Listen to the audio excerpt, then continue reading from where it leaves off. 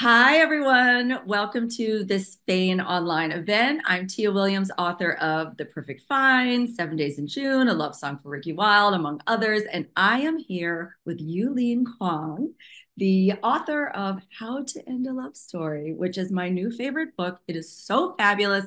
And today we are going to talk to her a little bit about the book, the plot, what it's like to be a debut novelist. Was this a juicy, addictive read? Yulin, hi and welcome. Hi, thank you so much for having me here today.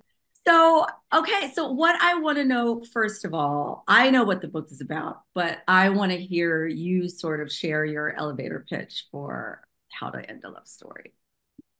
Yeah, so the elevator pitch, I would say, is it is about a screenwriter and a novelist who know each other 13 years prior in high school, and their lives are kind of connected by this really terrible tragedy.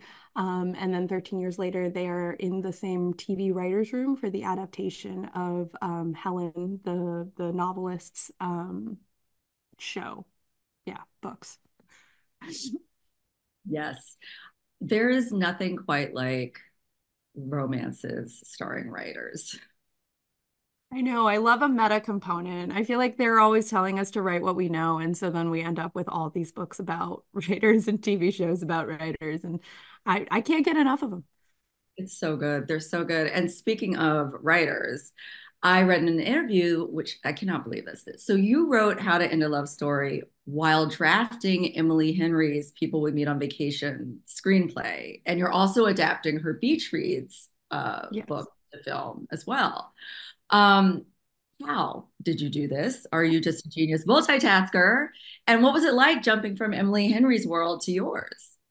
Yeah, so I wrote this at a time when everything else I was working on was an adaptation. So there was People We Meet on Vacation. I had been tapped for Beach Read, so I had already started thinking about that. I was also like doing a 27 Dresses reboot that didn't end up going anywhere. And there were all of these things about adaptation in my life. And I was really happy because I got into film because I was so obsessive about books that I wanted influence over their adaptations. So I was living my dream. But I did have this moment where I was like, do I have anything original left within me? And so it was kind of like excavating that and just seeing what I would tell art, like what I was artistically drawn to if I didn't have to convince anybody else to let me tell it first. And I meant to write a movie for myself to direct, but it was like October and NaNoWriMo was in the air, and Sarah McLean was advertising this like start your romance novel writing workshop today. And so I took her workshop and I was like, what if I wrote a book? And so I wrote it for National Novel Writing Month, November. And I had this kind of insane schedule where I would work on the book from 5 a.m. to 10 a.m. And then I would switch over to People We Meet on Vacation from 10 a.m. to about 4 or 5 p.m. And then from 5 p.m. to 10 p.m., I would go back to the book, or sometimes I'd go until midnight if I was on a roll. And then on the weekends, I would just work on the book. So it was like I was in kind of a fugue state. And like by the end of the month, I had a manuscript, like a very spare manuscript of about like 75,000 words. Um, and then, yeah, then I spent the next like 3 years editing it. Oh, you did? Okay, so you wrote the manuscript in the month for that November, Yes. and then you revised it for I 3 years. revised it, maybe not 3 years. That was November 2021. So I revised it up until like what I don't know when the last like copy edits were done exactly, but they were at some point at the end of last year, I think. So yeah, And do you think that 3 years. writing during the pandemic helped you focus because what else were we doing at the time? Or did Oh, it make it harder because you weren't out in the world getting? Oh, absolutely. It made it easier. I think it also really crystallized for me like what I was trying to do. There's this movie, Walk the Line with Joaquin Phoenix and Reese Witherspoon. It's Johnny Cash. And there's this scene where Johnny Cash like is performing, he's like auditioning, and the music producer doesn't like the song that he's picked. And Johnny's like, "What's wrong with it?" And he's like, "You're telling me that if you walked out and got hit by a bus and you were bleeding out on the curb and you had time to sing one song that summed up all your feelings about your measly existence on this planet, that's the song you would pick." And I that like really stayed with me. And I feel like the pandemic brought that out in a kind of an organic way of like, if tomorrow isn't promised, we're all like, we don't know what's going to happen next. And we only have time to like sing one song. If we only have time to like make one piece of art, then like, what's the story that I want to tell? And so that was kind of probably in the back of my mind as I was writing. And that's just in terms of, for creative people, that's just a really incredible message to remember anyway. Like every time Yeah. we create something, like if this were the last time we were to commit this song to a recording or write this poem or whatever it is, would it matter to you that much? Like would it really be worth Yeah. everything you have? I love that. So you spoke a little bit about Meta. Helen and Mhm. Grant, again, are both writers, and you give us this juicy sneak peek into the TV world. How meta is this book, like on every level? I mean, like meta in the sense of it was a vehicle for me to explore my feelings of adaptation. I did have a lot of times as I was working where I was thinking about like what shared wounds do I have with Emily Henry? Like, who hurt you? Did they hurt me too? Because the things that I gravitated towards in her work were like the things on the bluer side of the human emotional spectrum. And so I was really intrigued by that, and I wanted to examine that a bit. But I work in features primarily at this point, and they work in a TV writer's room because you can get better forced proximity that way. And I did work in a TV writer's room, like similar to Helen. Mine was kind of a weird experience where I had done like this short film that then got sold as a web series that then got sold as a TV show. And so my first writer's room was for my own show, which is insane. I was like a 27-year-old with her own TV show. And I I wasn't ready. But I did learn a lot in the experience and like I feel like the writers' room chapters were a chance for me to kind of like revisit that time and talk to my younger self a little bit. Like talk, it was like me at this point in my career talking to me at that point in my career, and that was satisfying. God, I love the writer's room scenes. Like they were extremely juicy. Um, and I really liked your takes on what makes you successful in the writer's room. Like in that world, Helen, the protagonist, struggles, but Grant shines. And it's sort of like this classic tension between like the popular kid in high school versus the more introverted, serious one. Um, and so I was wondering if you could talk a little bit about Helen and Grant's personalities and do these high school sort of classifications follow us forever? Do they follow us forever? Oh God. Mine's Um, Yeah, I mean, so Helen is the overachiever, kind of like editor in chief of her school paper, in high school, and Grant is like the popular homecoming king, student body president, like all of those things. And I think, I don't want to believe that like high school defines us forever because I think that I have hopefully changed and grown, and but I also do believe that like we only ever become more of what we are. And so my goal is always to do that with intention. That's why I journal and I look at myself across time and I'm like, okay, what are the parts I liked about myself there? And like, let's lean into that. Let's lean into my natural strengths. So yeah, I think there's definitely, it's such like a influential time in anyone's life that I think it's hard to say that it doesn't impact you. I don't know if it follows us. Maybe it's like it's something we carry with us along with everything else we've encountered in our lives. Yeah, definitely. I think and it's what you showed in the book, like when Helen's in these scenes sometimes with Grant and she's observing him being so the homecoming king. And Yeah. she recognizes in him the boy that she knew. And just sort of reckoning with uh how you take yourself wherever you go, like Yeah. physically wherever you go and also through the years. Yeah, it's really interesting.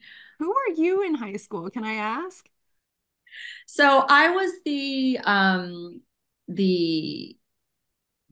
sort of all-American presenting teen, like National Honor Society, dance team, pom pom squad, Yeah. all this stuff. Mhm. I presented as a normal person, but I was actually an alien. Very, very strange girl. Did not go to parties. Couldn't wait to come home and like do my research on old Hollywood and you know the differences between uh, Hollywood auteurs in the 20s versus the 70s. Like I was You were bizarre. just like researching that casually in high school. It was my Oh my niche God. interest. I loved it so much. I also loved horror and like really gory, dark shit. And I Yeah. also had and still have an invisible disability. I have chronic migraine, so I was in pain all the time. So, always on pills and like masking. And so I looked a certain way that wasn't actually who I was inside. And that is Oh my carried. gosh. That's a book. I would read the shit out of that. Yeah. Imagining going from like the pom-poms at school to like the horror books at home. Like that's so great. Totally, totally weird.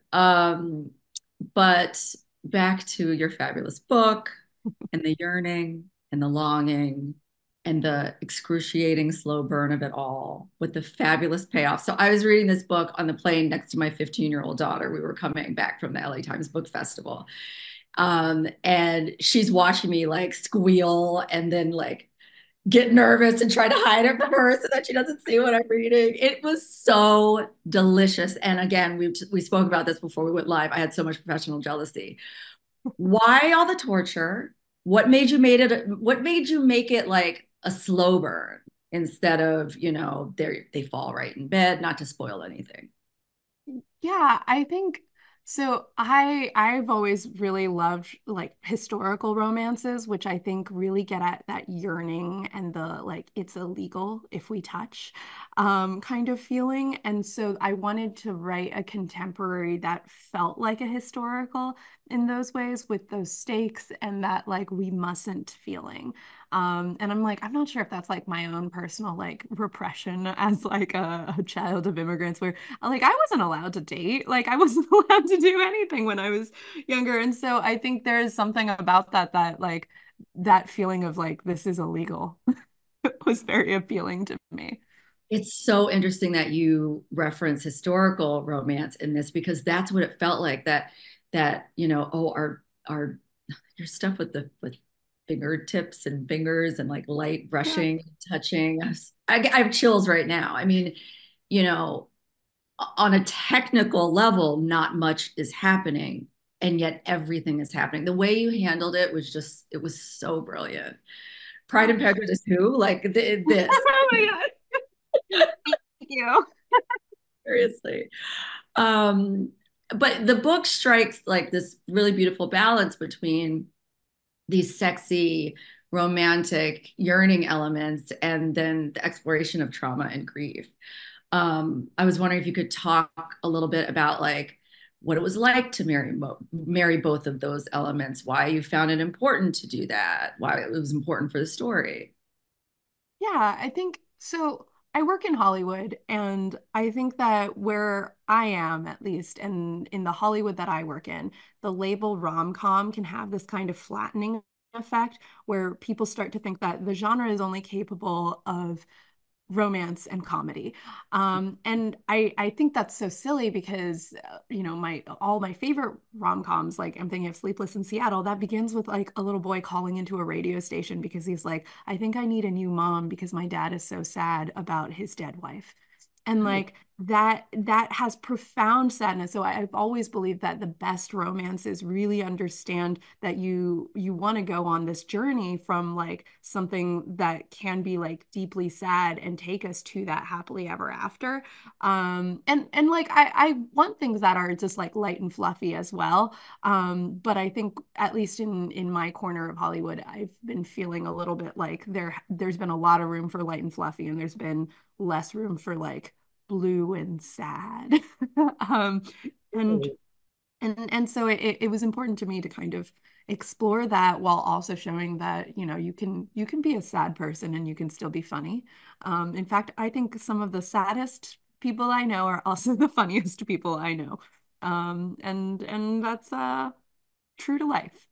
I mean, watch any documentary about a comedian or read a memoir about a comic. Like they are the darkest of us all. Yeah. Um, this is a perfect lead into my next question. Um, the idea that for people who aren't super familiar with romance, they tend to flatten, as you said, our genre, like, think that it's one note or one dimensional. And then when romances like yours explore these darker, trickier themes, it's considered to be deeper than, is that even romance? I mean, is it something else? This idea that romance can only be one thing. What are your thoughts on the genre's perceived limitations? I mean, they really fucking annoy me, to be honest, because I think that there is this kind of like almost tension between what is prestige and what is popular. And Yeah. you can't deny that people love romance. But when it ends with a happily ever after, I think that that kind of docks some sort of point in a lot of people outside of Romancelandia's minds. Like inside of Romancelandia, people understand all of these things. I'm preaching to the choir. But as soon Right. as you set foot outside of these like comfortable waters, you're met with people who really don't understand that, and they have all these preconceived notions about it. And I'm like, you're really missing out to these people. Like you're missing out on a genre that has brought me so much joy and is so hopeful. And I'm also like, is it something in the human condition where we're just like, oh, that feels too good, it can't like possibly be good for me? I wonder, I'm not sure what it is. um but it is a thing that we encounter a lot, and I feel like anybody who works in romance like knows. Right. And it's like, the happy ending is actually prescribed. Like that's not something to write a romance, you are going to have a happy ending. It's how you get there is where the art is and the feeling and the emotion and the story. So I don't think that, I don't know. It's like, I think it was Nathaniel Hawthorne who said, not to sound so lofty, No, but I love he, it. but he said, damn easy reading is damn hard writing, Yes. So, Yes, it's so much harder, I think, to earn a happily ever after than it is just to like leave them there in their third act breakup stewing. And like then we'd probably get like Oscars, right? Like you'd be like, wow, it's so real. And I'm like, you can have good sex, right? Like that's okay for all parties involved. Yeah. yeah. So you spoke about romance really, you really connecting with romance as a genre.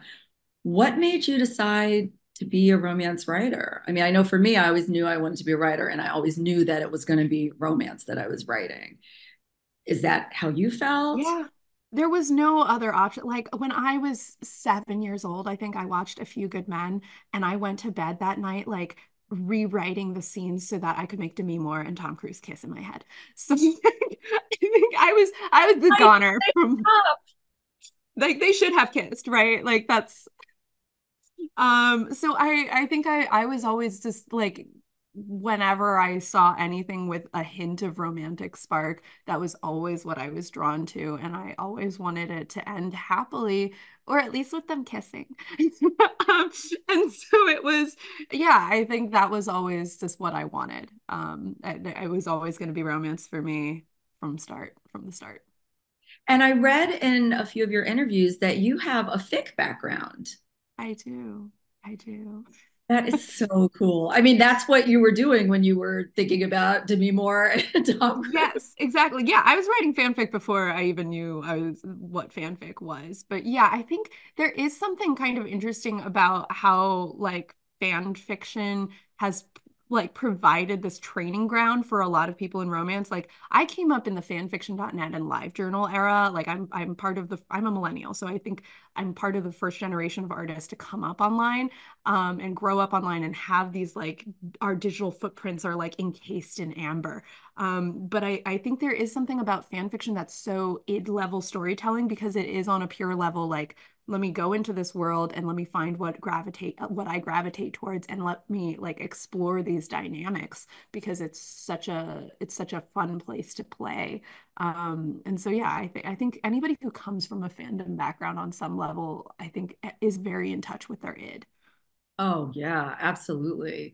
Um, and speaking of, a different platform for, training yourself as a writer, what do you feel like you have taken from your career as a screenwriter into writing novels? Is there a lot of sort of shared skill sets? Is it totally different? I've never written a screenplay before. I mean, I think so. I try to create the circumstances that I will never have writer's block when when I'm screenwriting. So I have a very rigid outline, and then I just like when I write, like I'm not saying a monkey could do it because I have skills. I have a very special set of skills, but I do think that I've created the circumstances so that when I have like dull days I can still look at my outline and just like put it in there. I tried to outline the novel in that way, but that I found really didn't work in the same way because like scenes have a way of flowing into thoughts which then flow into memories which become flashbacks in a novel, and so that was much harder. I think the thing I mainly took from screenwriting is like there's a real economy of language, and you're always thinking about like I don't want the audience to be bored ever. And so I think I was trying to keep it propulsive. I was trying to keep it like moving, and if I ever had like a moment where I felt myself wandering, I was like, what can we do? Yeah, yeah.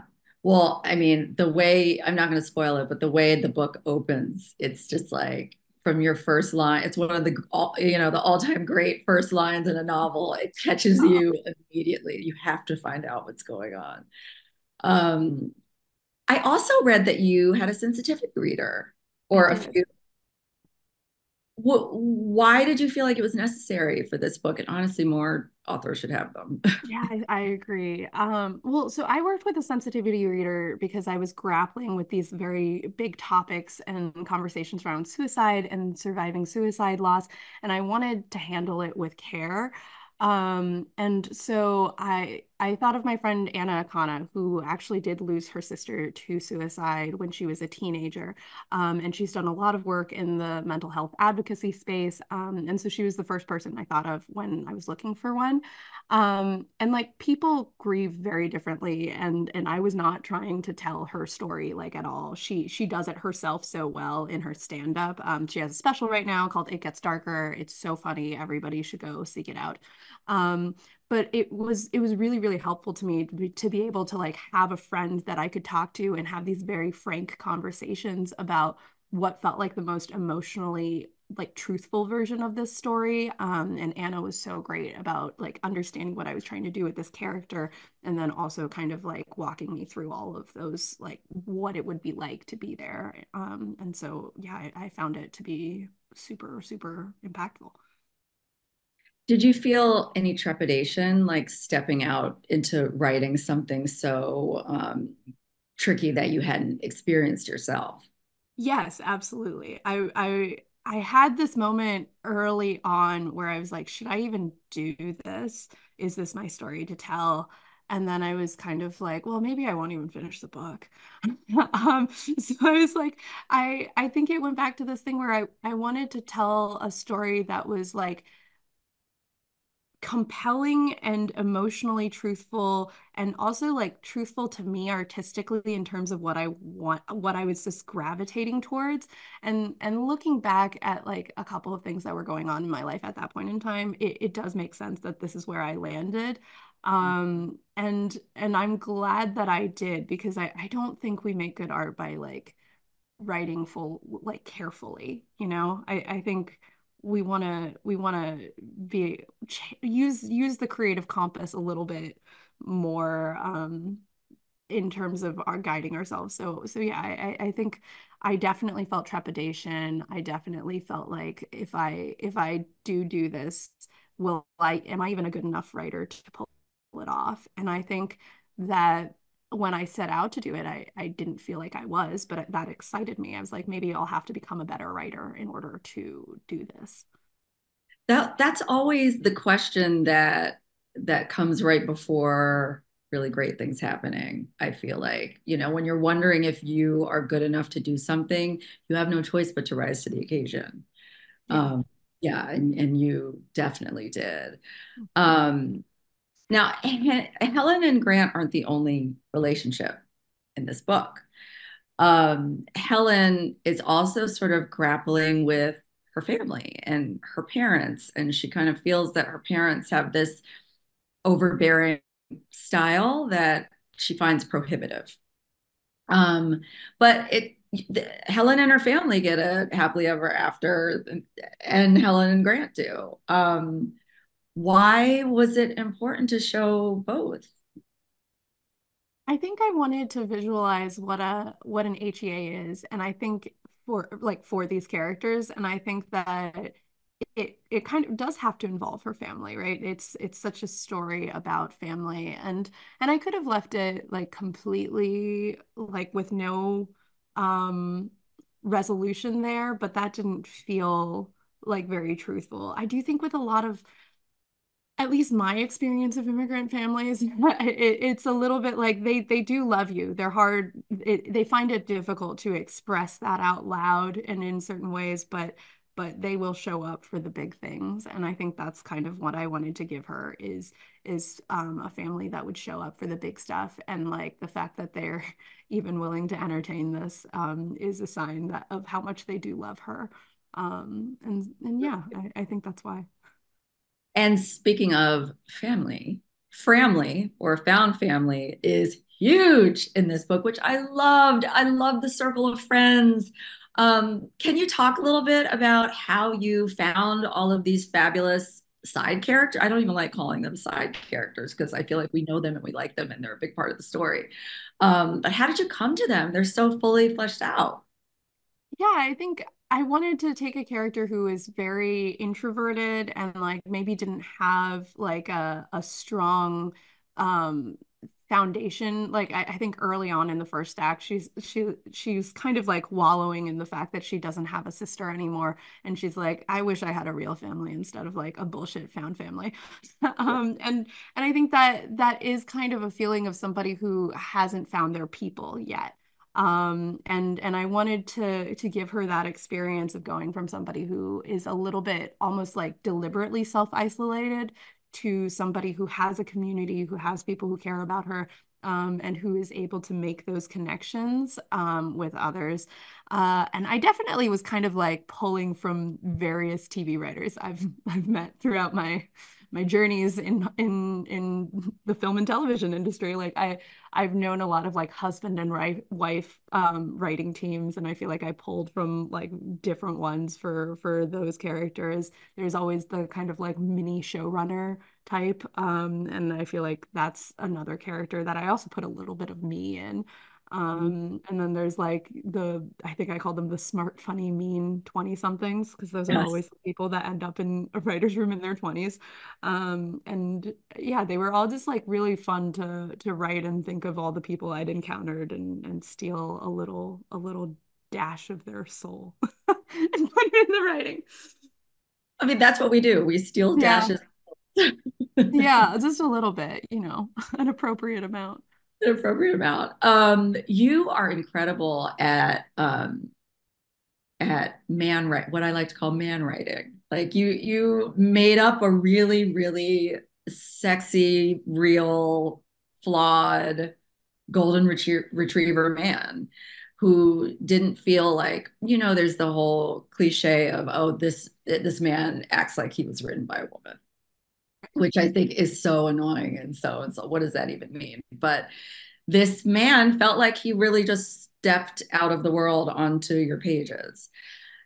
How do you do that? How do you write a dreamy hero?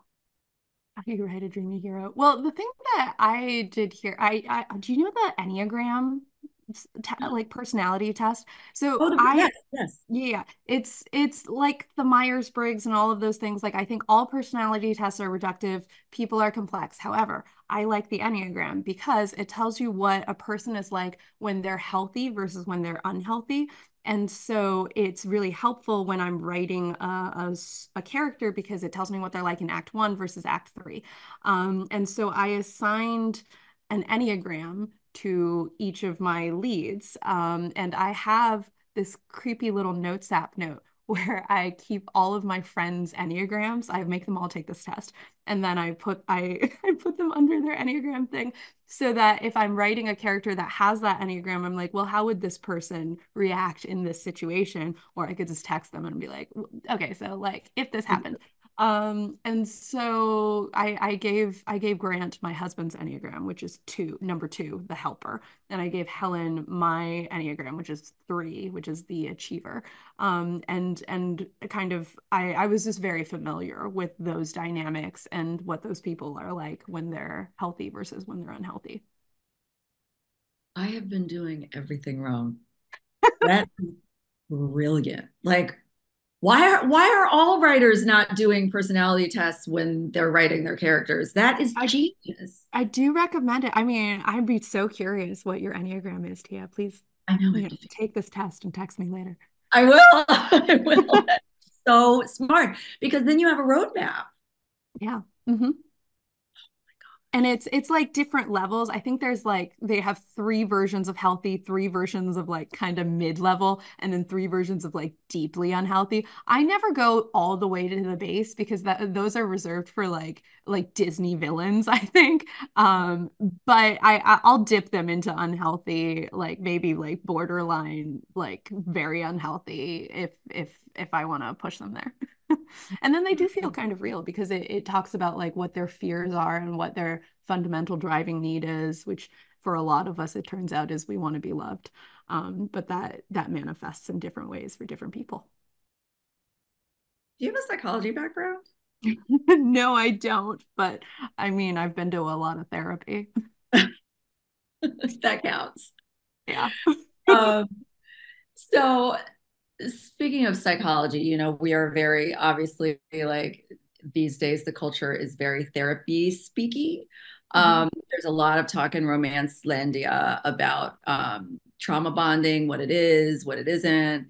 Do you feel that Helen and Grant are trauma bonded without spoiling anything? I mean, at the start for sure, right? Like I think they're definitely kind of trauma bonded and I think that is still a bond in some ways. I don't think that is I don't want to discount that because I think having a quippy name for it makes it easier to dismiss somehow.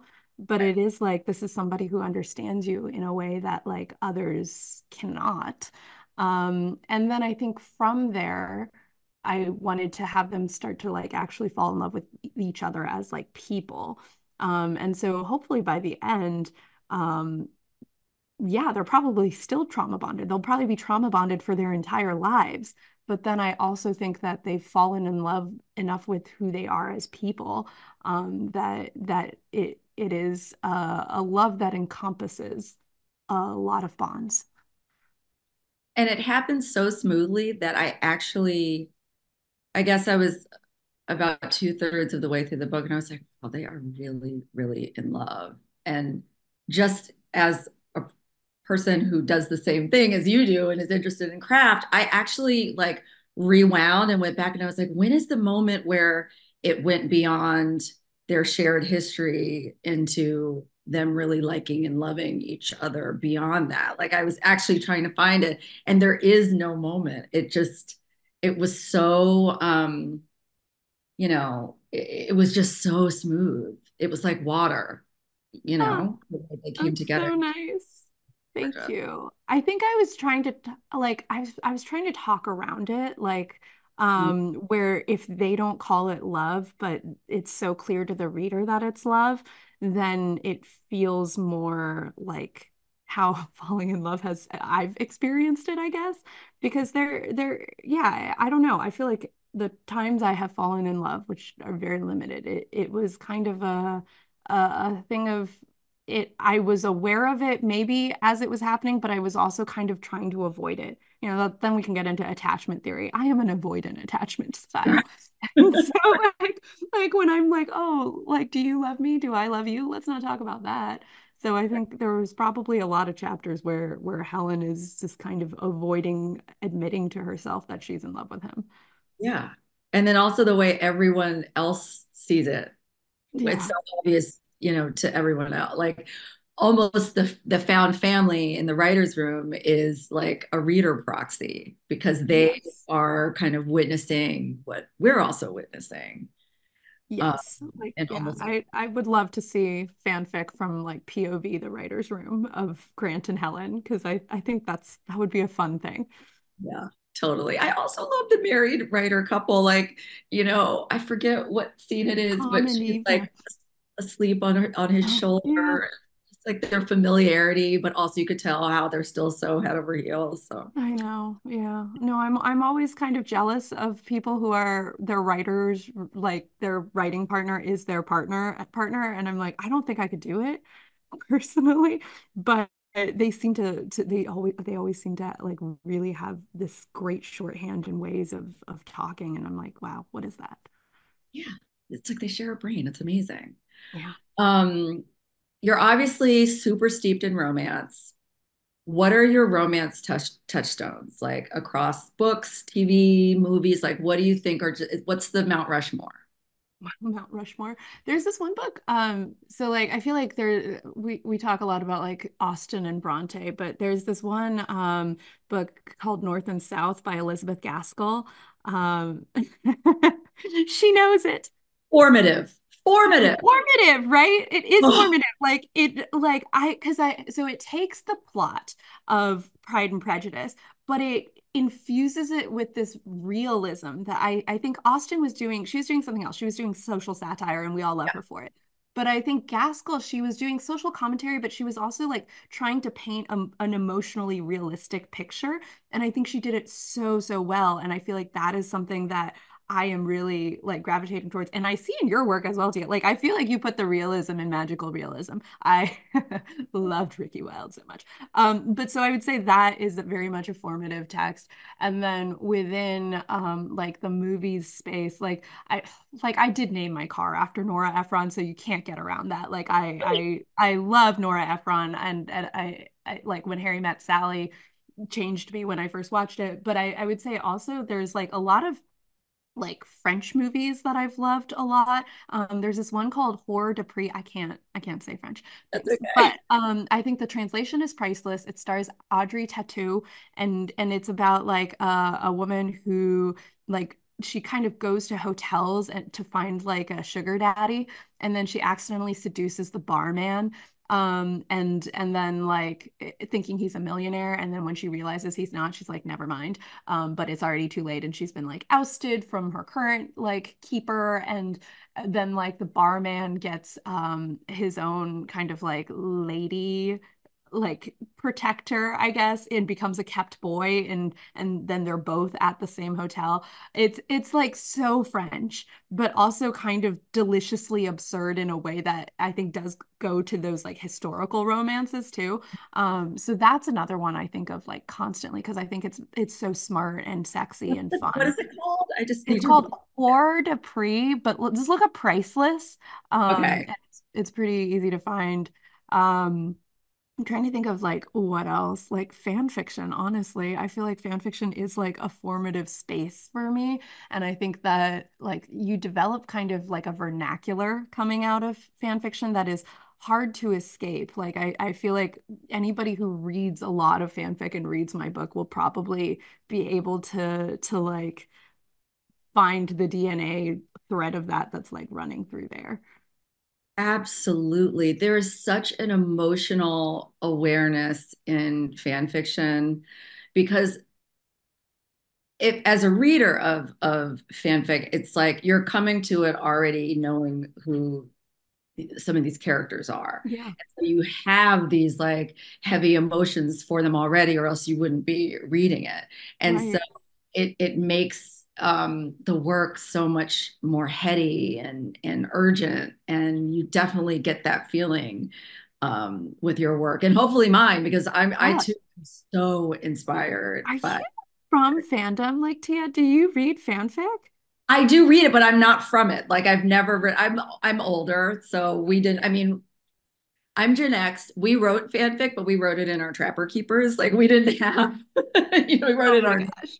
We didn't have Well, like. yeah, no, I have a friend who has a theory that fandom is a gene and you either have it or you don't. And like my dad, who's a scientist, also says like similarly, he's like it's like your neural pathways don't have a gate. Yeah.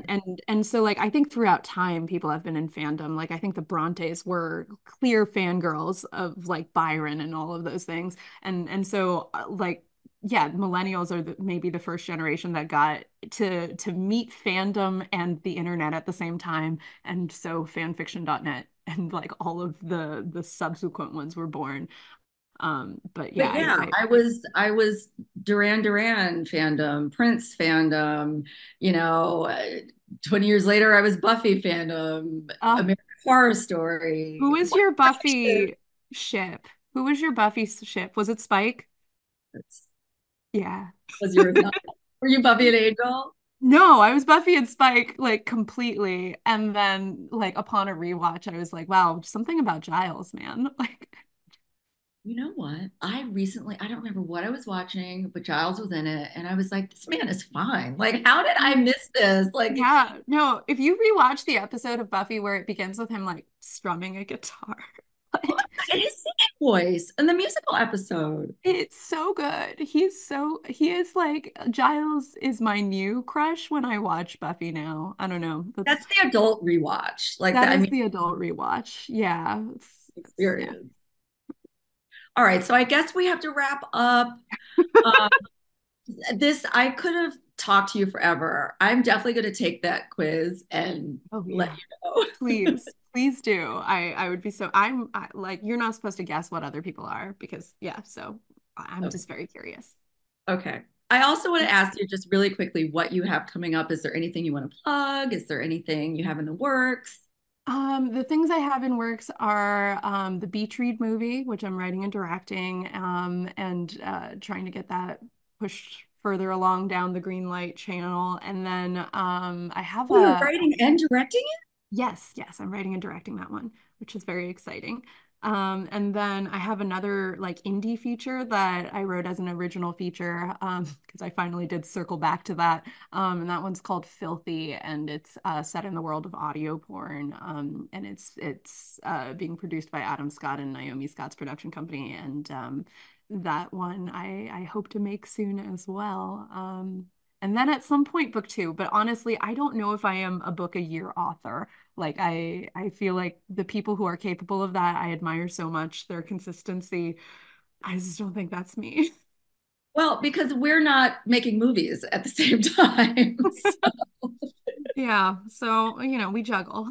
we juggle. Yeah, space it out. Well, Yulin, it was such a pleasure getting to know you today. Again, I love, love, love your book. Cannot wait to check out Beach Reads and Filthy and everything that you do in the future. And Thank thank you, everyone, for hanging out with us on Fane's online live experience. thank Bye you. bye. Bye.